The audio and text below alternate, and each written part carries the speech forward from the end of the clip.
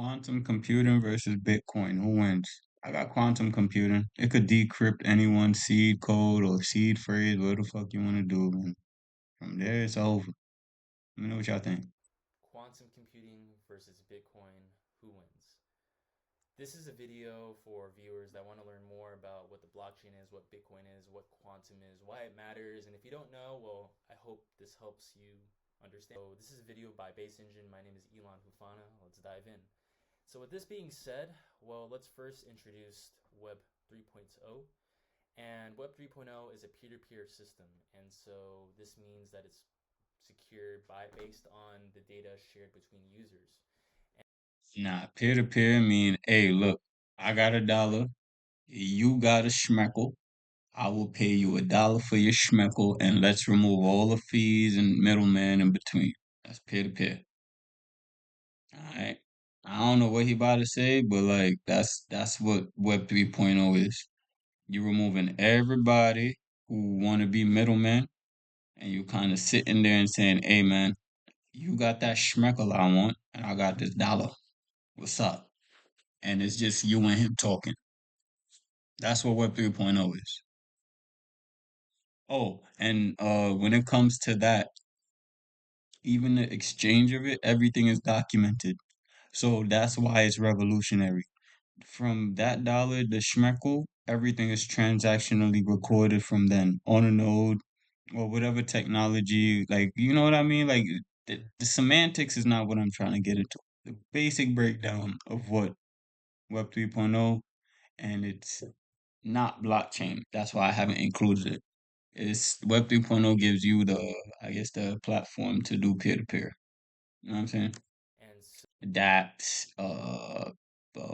what's another smart contracts, different types of things. so we're seeing an introduction to this with blockchain, with cryptocurrency, cryptography, and now the innovation on our horizon, quantum. Like I said, it's a peer to peer system. There's no single entity that controls the system. So instead of, if, for example, in theory, going to a bank for a loan, a smart contract, which is a function of Web 3.0, could actually validate and execute this agreement for you to get a loan, right? Based on the blockchain. And so definitely the Yeah, it can do that, but I don't.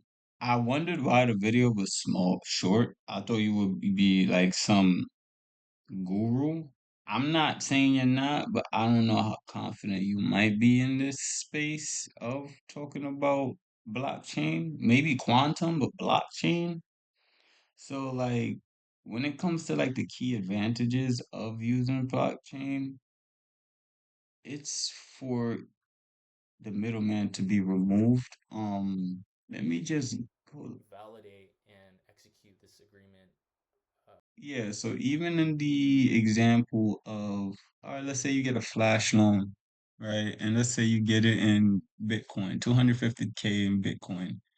That gets stored on a node, but well, let's say ETA. Well, no, that gets stored on a node, yes, or a ledger, whatever the case may be. That's documented, but you can also have it like play collateral to something. That's what makes this revolutionary first, because it's not that it's not backed on anything. It's the first form of barter system. Like, and Bitcoin not having a dollar value just makes it more immutable to other fields. So if you want to buy a house and you have an instrument worth 250K, like Bitcoin, all right, so you can exchange your store value of Bitcoin for the dollar amount of what it's worth.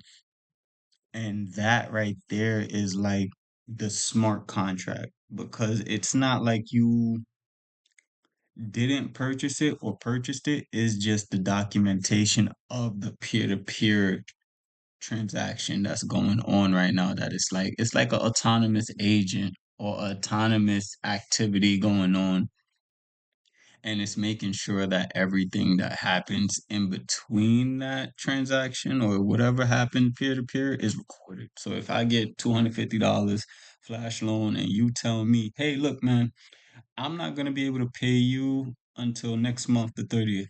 That smart contract is going to monitor when I pay you or each time I pay you or what happens whenever you don't get the money. Like, regardless, someone is going to be in communication or in cahoots with what's going on with it. That's what's like I'm trying to explain for you to get a loan, right?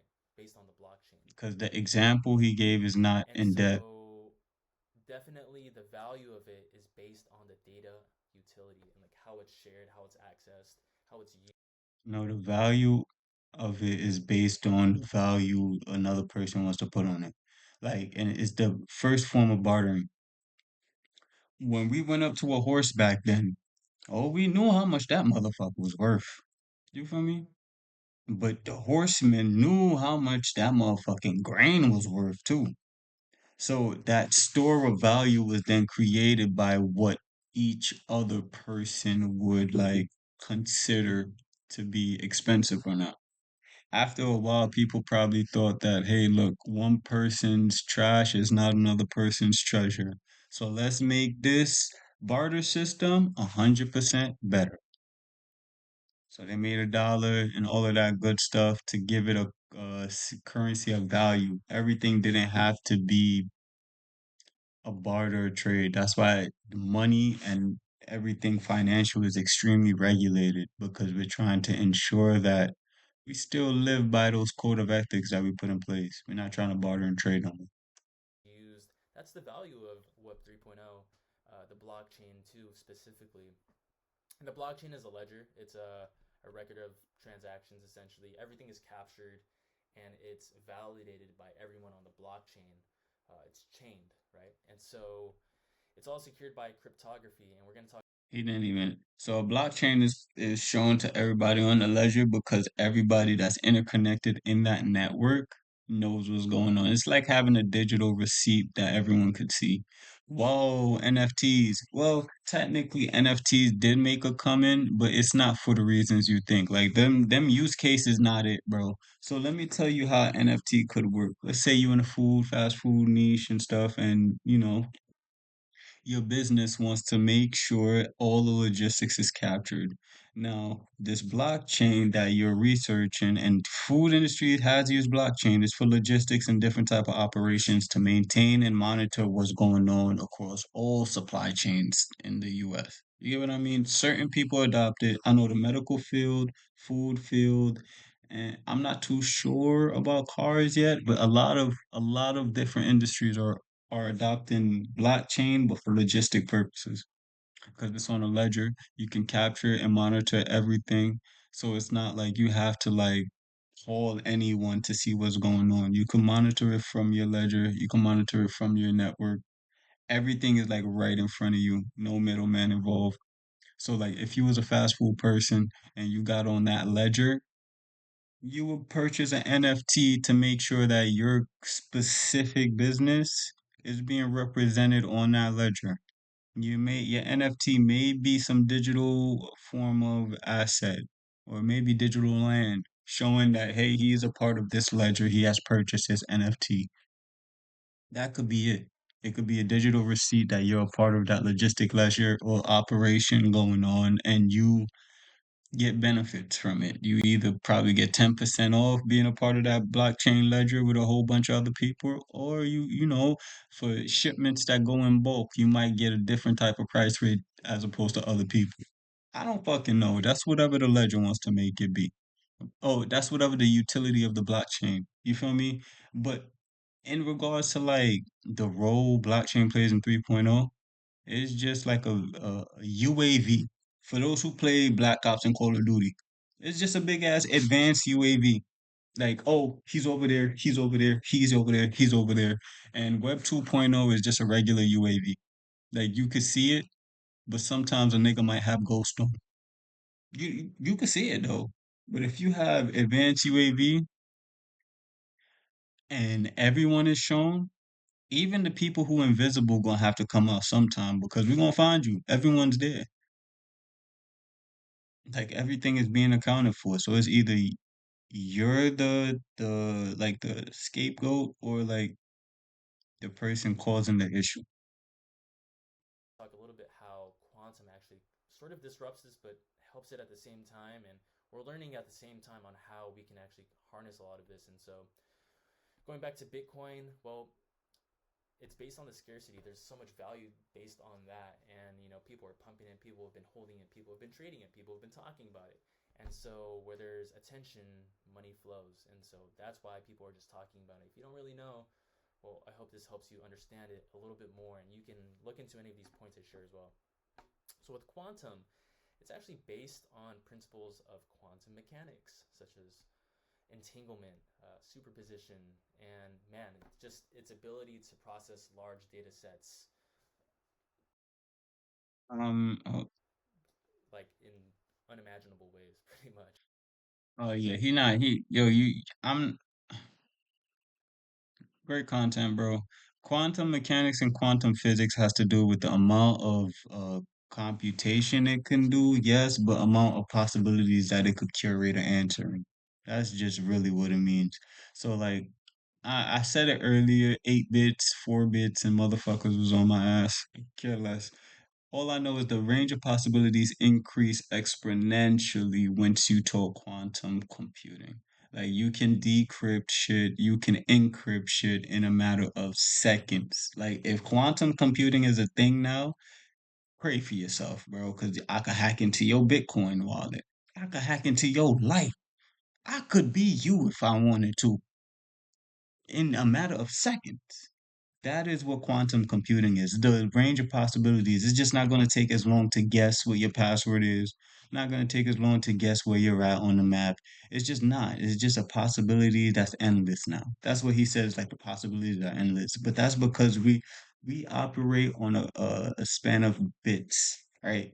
Quantum computing is just an increased load of bits with more possibilities of answers. That's all a bit is, a possibility of an answer. The more bits you have, the more possibilities of answers you may share on a question and stuff like that. So that's, I honestly don't think it's a versus, right? And this is where I'll digress and let other people finish the video. I don't think it's a versus between cryptocurrency and Bitcoin. I honestly think it's more of a how do we work together and coincide with one another? Because Bitcoin and cryptocurrency and quantum computing share one thing in common. They take a lot of data and they track it, and they know how to do it very well in an organized environment. Now, how I can see this working in the future is quantum computing being a source of reasoning for AI, kind of like a LCM model, because our basic computers might turn out to create sentinels by accident, because the range of possibilities is just like too small. And we might have that quantum computing mixed with AI, which is overseeing all the, I guess, the backlog or peer-to-peer communication between humans.